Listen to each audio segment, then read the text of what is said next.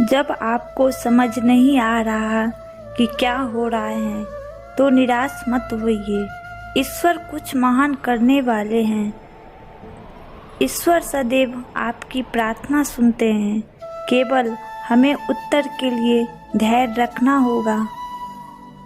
जैसे तेल समाप्त हो जाने पर दीपक बुझ जाता है, उसी प्रकार कर्म के क्षीण हो जाने पर भाग्य भी नष्ट हो जाता है। ईश्वर द्वारा ली गई हर परीक्षा सिर्फ इंसाफ की प्रगति के लिए होती है और ईश्वर इस परीक्षा को खुद लेते हैं।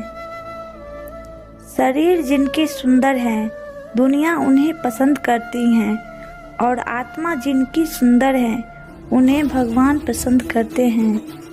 श्री कृष्ण कहते हैं, जहाँ आपका होना ना होना बराबर हो जाए, वहाँ आपको ना होना ही बेहतर होता है।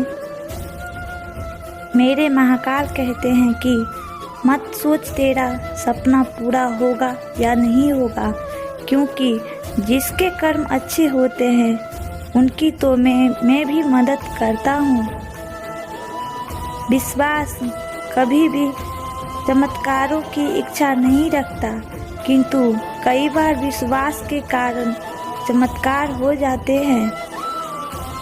श्री कृष्ण कहते हैं, अपनी अच्छाई पर इतना भरोसा रखो कि जो तुम्हें खोए यकीन रोएगा।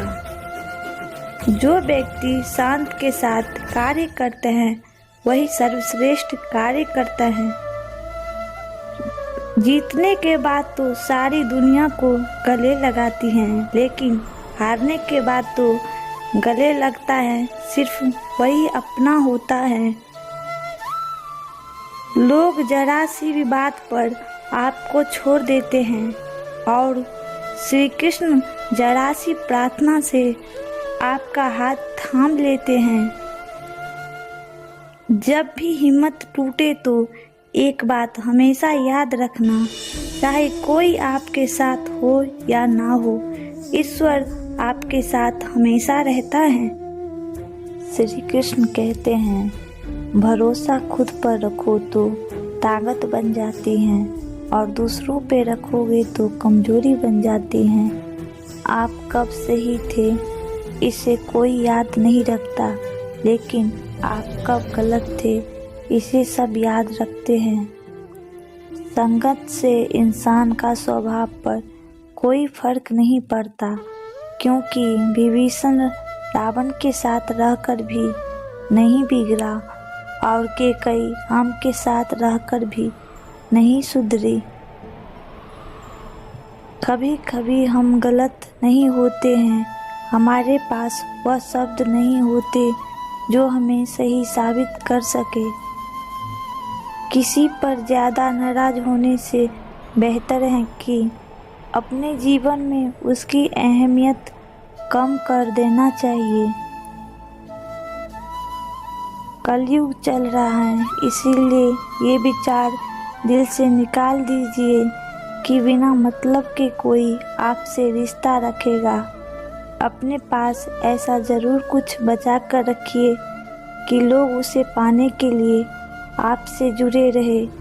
खुद को खाली मत होने देना, क्योंकि लोग खाली चीज़ों को कचरे के डब्बे में डाल देते हैं। जब जब सत्य की असत्य से लड़ाई होगी, सत्य अकेला ही खड़ा होगा, क्योंकि असत्य के साथ मूर्खों की भीड़ होगी। फिर भी असत्य के सामने सत्य की सदैव विजय होगी।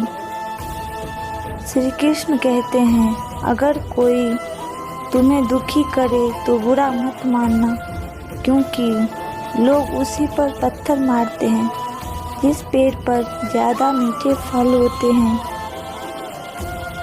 जो लोग दूसरों को बर्बाद करने की सोचते हैं, वह अपने मकसद में इस हद तक अंधे हो जाते हैं कि वह खुद कब बर्बाद हो जाए इसका उनको कुछ भी पता नहीं चलता।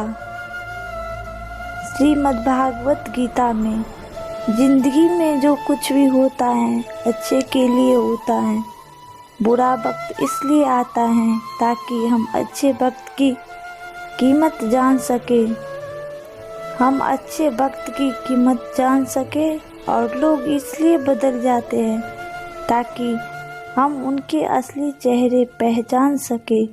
वो क्या थे और हम उन्हें क्या समझ रहे थे। हमेशा प्रथम रहे ईश्वर स्मरण में, सत्कर्म करने में, मुस्कुराने में, प्रशंसा करने में, सहयोग करने में और क्षमा करने में। सच्चे साथी इंसान के दो ही सच्चे साथी हैं, एक अपना किया हुआ कर्म और दूसरा परमात्मा। शेष तो सब यहीं मिले हैं और यहीं बिछड़ेंगे। समस्या का समाधान इस बात पर निर्भर करता है कि हमारा सलाहकार कौन है। ये बहुत महत्वपूर्ण है क्योंकि दुर्योधन शकुनी से सलाह लेता था और अर्जुन श्री कृष्ण से। कहीं ना कहीं कर्मों का डर है, नहीं तो गंगा पर इतनी भीड़ क्यों है। जो कर्म को समझता है उसे धर्म को समझने की जरूरत ही नहीं। पाप शरीर नहीं करता, विचार करते हैं और गंगा विचारों को नहीं सिर्फ शरीर को धोती हैं। बेरंग है पानी फिर भी जिंदगी कहलाता है। ढेर सारे रंग हैं शराब के फिर भी गंदगी कहलाता है। लोग भी कमाल करते हैं जिंदगी के गम भुलाने के लिए गंदगी में जिंदगी मिलाकर पीते हैं।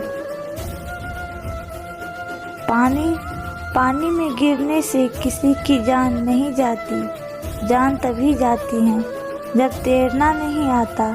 परिस्थितियाँ कभी समस्या नहीं बनती। समस्या तभी बनती है जब हमें परिस्थितियों से निपटना नहीं आता है। गरीब मांगे तो भीख, अमीर मांगे तो चंदा, करोड़पति मांगे तो डोनेशन। यहाँ सभी लोग अपने अपने हिसाब से भीख मांगते हैं, तो घमंड किस बात का करते हैं।